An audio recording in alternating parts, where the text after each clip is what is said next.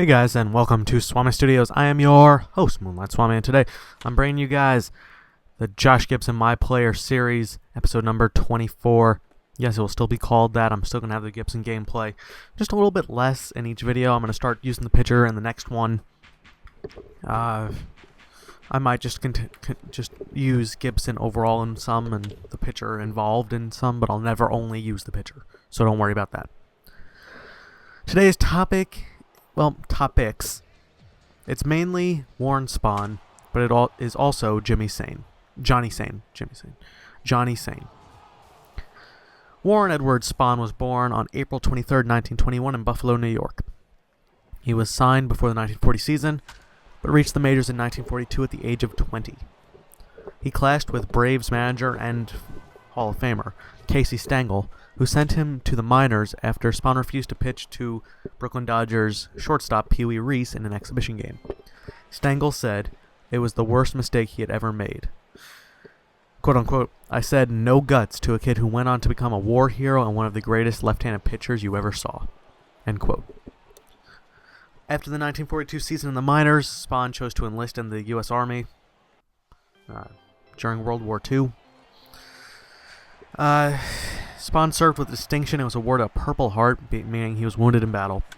He fought in the Battle of the Bulge and at the Ludendorff Bridge, as an engineer. He came back in 1946 at the age of 25. In 1946, he was united with Johnny Sain, another good pitcher who served in the Army and missed the previous 3 seasons as well. In 1947, however, things began to spark with Spahn leading the National League in ERA and having a 21-10 record. He would go on to lead the league in ERA twice more in his career. It was also the first of 13 20-win seasons for Spahn. Sain went 21-12 that year. In 5 seasons with the Braves, Johnny Sain won 95 games. In those same 5 years, Warren Spahn won 85.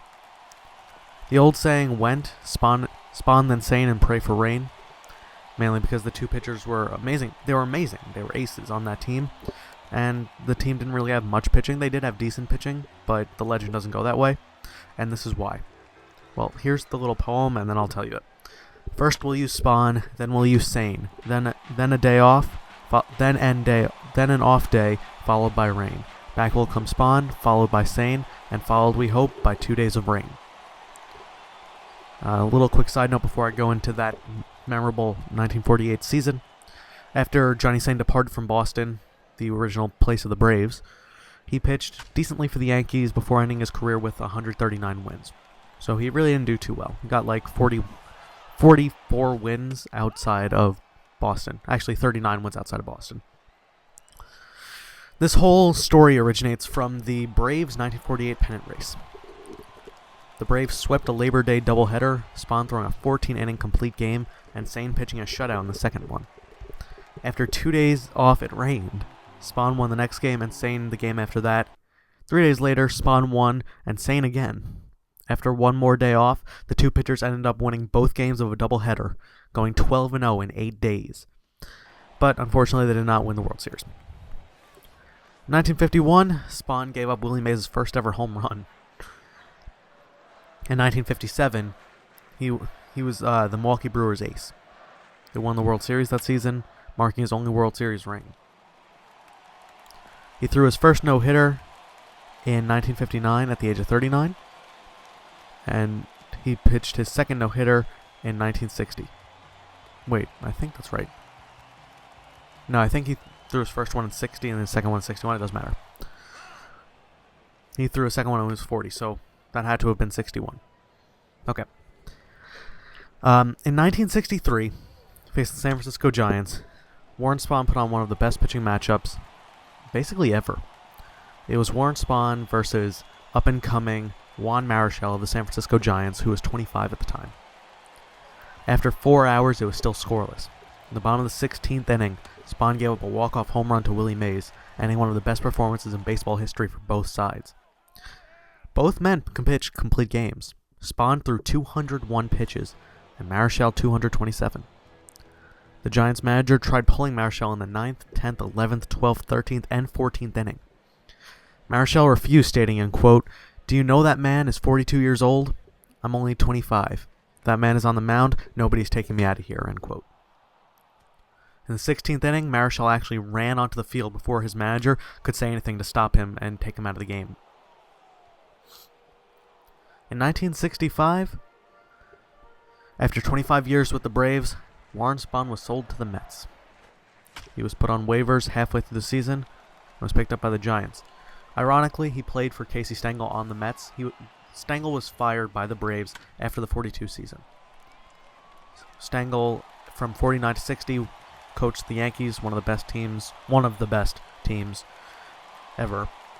And Stengel was coaching the Mets when Spahn was on their team. He said he's probably the only player ever to be coached by Casey Stengel before and after his genius. Before and after he was a genius. After the 1965 season, Warren Spahn retired. After retiring, Spahn coached various minor league teams, various minor league teams, and was the Indians pitching coach, along with California Angels pitching coach and a few other teams. On November 24th, 2003, Warren Spahn died of natural causes in his hometown in Broken Arrow, Oklahoma, at the age of 82. Johnny Sain died around that same time. Within a few years, I think Sain died in 2006. Warren Spahn was a 17-time All-Star, one-time World Series champion, one-time Cy Young Award winner, the 1961 Lou Gehrig Memorial Award winner, a member of the MLB All-Century team, recipient of the Purple Heart, and as of 1973, a member of the Baseball Hall of Fame on an 82.89% vote. Spahn also hit a home run in 17 straight seasons, having the second most for a pitcher all time and the most in the National League with 35. Spahn ended his career with 363 wins, a 3.09 ERA, and 2,583 strikeouts. He will go down in baseball history as one of the greatest left-handed pitchers of all time. Just a little note on that. Warren Spahn is the all-time leader in wins for a left-handed pitcher with 363. He is 6th all-time. And he is 34 ahead of second place for a lefty, which is Steve Carlton. Okay, guys. This was Josh Gibson, episode number 24, Warren Spahn and Johnny Sain. I'm sorry that I'm kind of frazzled today. I got back from a funeral at like 2 o'clock, and it's just 2:30-ish, and I just am I'm just out of it. He was a relative of mine on my grandfather's side. He was a cousin of him, cousin of my grandpa's.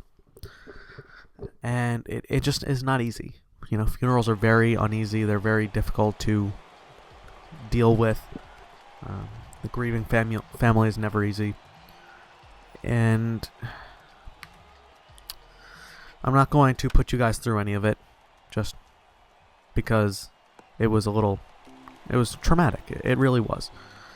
But in the Jewish religion, we basically bury our own family. So they dig up the grave, they put the casket in, and we cover it in dirt until it's full. That's how it is. We bury our own. And so that was kind of, the first few shovels were kind of hard, hearing the dirt hit the casket, but you know, it got a little bit easier. It was not easy at all. Hysterical crying and all that such. But I'm here. I made a video today regardless, because that's my commitment to you guys, and it definitely made me feel a bit better learning more about Warren Spahn and Johnny Sain. And by the way, there was a Civil War veteran.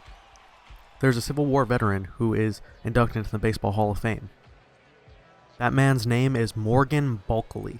He started up a league the year prior to the National League being formed, and he was a Civil War veteran. And he worked with Al Spalding.